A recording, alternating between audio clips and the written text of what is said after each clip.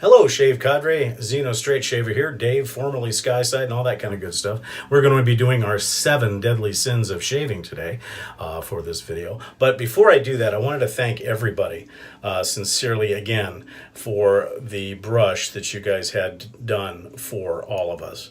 It's a tremendous gift. I don't know how to say thank you enough, and it's something that I will cherish forever.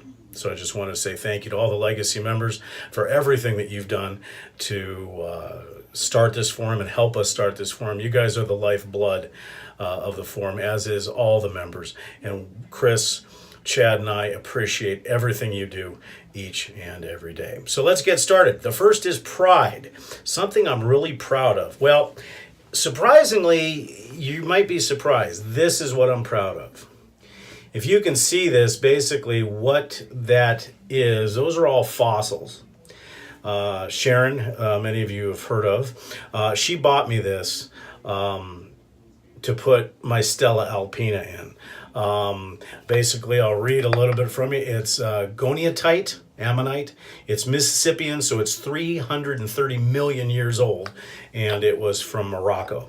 So this is something that I cherish every day and hope that I never drop it because it weighs about 60 pounds. So that's something I'm very, very proud of. And then, as most of you know, when I jumped into the straight razor world, I jumped in. In fact, I didn't jump in. I took the turbo elevator down to the bottom. But there are some razors that I'm extremely proud of. All of them are custom. First one will be the Jerry Stark barbed wire Damascus. It's one of my favorites. It was my second collaboration with Jerry, and he's just done a wonderful job. Basically, it is a Viking-themed type of razor, but it's wonderful. The second one is the actual first razor that I had done by Jerry, and it was actually my first custom razor. And this one is the F1. Most of you know the story behind this, that I'm a Ferrari freak and a Tifosi, and there was a kit car, well, not a kit car, a concept car that Ferrari put out, and this was kind of the onus behind the design here. Jerry does fantastic work. If you're looking for a custom razor for not a lot of money, you guys would be surprised what I paid for these. He does fantastic work. Then we move on to the first edition, and I know Chris talked about this in his 7 Deadly Sins, the Korat Leonardo da Vinci with horn scales. These are a limited edition. The second in the series will be coming out soon, and all of you guys know how much I love Korat, so that's pretty obvious. Then the one that next in line, and we're going on an upward scale, is my Korat, my second custom Korat, and this is my Dragon Razor. I won't tell you what I paid for this and the matching brush, but needless to say, it's something I love. It is Damascus as well. It's got what they call the turquoise dragon scales. The wedge is also Damascus, and then many of you don't get to see the top of it. I don't know how well you can see that, but that's the top of the razor. And then, of course, this is to kind of the dragon's neck, or a head rather, and then, of course, it is a full-bellied hollow, if you can see that. This is a one that I cherish as well. I love this razor. But believe it or not, the one that I cherish the most was primarily due to Arnie. I saw this and immediately fell in love with it. Now, this is not to say that my Helgestrands are not on the top of the list as well, but this one I searched for almost 3.5 years and finally found one. Got it for a decent price, exorbitant to some, but decent for me on the prices I look at, and that's my Dorco 1151. You guys have seen it. It's in, and it was NOS when I got it, and it is just perfect in all ways.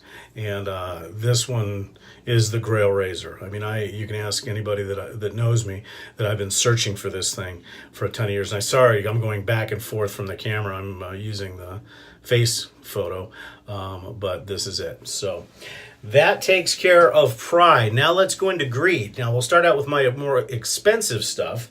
And believe it or not, making a second appearance is this right here, the Korat Ice Dragon brush and razor. Now, the brush he normally never does in the same material as the scale, so I felt very, very fortunate that he agreed. I do have the same type of knot that are in my SV brushes, as well as this. So this is probably my most expensive, then followed by my SV brushes, and I'm also very proud to be a Sapovencio Veracino brand ambassador as well. They chose to use my photographs for the Facebook page and for their Twitter accounts and for the SV Aficionados page. So very proud about that. But that's my most expensive. And believe it or not, my least expensive is one thing that you probably are not thinking. You know, people usually, it's a DE or something like that.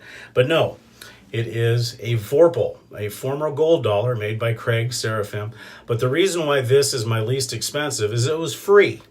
And I need to give a shout out to Imitator John, a very, very good friend and brother. He gave this to me. This was my second straight razor. And he wouldn't take payment for him, and although I asked him to. But this is the least expensive, but it's one of my best shavers. So it's fantastic, and it has a special place. Well, we're going to actually do two things here. Don had been asking for the Aloha shirts to be posted, so I'm wearing one in honor of him. This is a rain spooner. This is the Paualu, I think. It was a limited edition a few years ago. And all I can say is it is in spooner cloth, which is the softest cloth you will ever put on your body. If you do like Aloha shirts that are toned down, not really the really loud ones, then Rain Spooner is the way to go. I recommend getting one. If you see one you like, buy it. These fabric runs are done very, very limited, so if you miss a shirt, you may never get it again. So if you like it, great. And Don, this is for you, and I'll post this in the Aloha shirt as a still picture as well. Okay, let's move on. For Lust, Unobtainium. Well, you guys know the answer to this one, I'll bet. Can you guess? Before I even lift it up. Yes, that is right. Penhaligon's English Fern. Now, I do have a little bit of a stock left, and Chad always gives me crap because why would I love something that is so hard to lather? Well, it does take a little bit to lather, but it's English Fern. Come on, really? Royal Frigare does a great job, but nothing is English Fern. And unfortunately, this is a tallow version that I still have. They don't make it anymore. Some of us have been crying to get it back, but it ain't happening. So this is my Unobtainium. I just will not spend the $400 to $500 that they're getting for these pucks now that are in the tallow version. I've also got some vegan as well. So I got a pretty good stock, but still, this is what I lust after all the time. Now for envy. Those of you that know me, I don't envy much, but I will say this. What I do envy is those people that can do things. And what I mean by that is the artisans. Eric Sorrentino and his brushes, we all know, are just tremendous. I look at some of you guys that can do the scales. Most recently, I would say Craig, that completely refurbished and then did the scales on his own. Anybody who can make or design anything. Now, yes, I can hone, and I'm actually even being paid for it now. So yes, I can hone, I can make aftershaves, but nothing like what you guys are doing as far as the artists. So if there is any envy, it's being able to do something with your hands, because I can't do stick people. So for those people that had it, my hat's off to you. As far as gluttony, well, you guys know what gluttony is for me as far as soaps are concerned, and that is Sapovencio Veracino. And most recently, this was the top dog, the 70th, and I do have a couple of pucks in reserve just in case. This was the top dog, but then all of a sudden came Apuntia. This stuff is unbelievable. This stuff I lust after, I think about. It is the most incredible scent to me, and the performance is that. In fact, I lust so much after Sapovencio Veracino that my wife and I have actually talked about when we finally do retire, moving to northern Italy. I've actually had conversations with Alessandro about giving me a job. So that probably qualifies as lust, I would think. or gluttony rather. Well, and lust too, I guess. So I guess there's a double whammy there. But the 70th has always been my favorite. It just takes you away. It's just that good. Very light scent, surprisingly, and the Apuntia is much a stronger scent. But right now, the Apuntia is the leader of the pack. So that would be gluttony, wrath, love to hate. Very simple. I love the scent, but I hate Eucharist. It sucks as a soap. It is terrible to lather. It is worse than any soap, Mind, Crabtree, and Evelyn, the new stuff, in the world. But I love it. When I do use it in the winter months, it's fantastic. The Eau de Toilette, the EDT, is fine, but I love to hate this. I have almost turned it into a shower soap a few times. By far, the worst lathering soap on the planet. I hate it, but I also love it. So that would be wrath. And sloth. Well, finally, sloth would be soap samples. I'm not going to bring them out, but I've got a carton, like a, I would say a mid-sized or a large shipping box full of samples. From various people that have sent me stuff, as far as little tiny samples, tons of samples. I've got more Sterling down there than anywhere else. I never get to them. I'm too lazy. I go to my shave locker here and grab out what I like. But those are my seven deadly sins, and if those are 7 deadly shave sins, then you know what? Guilty is charged, and I don't think I'm going to go to confession for this one.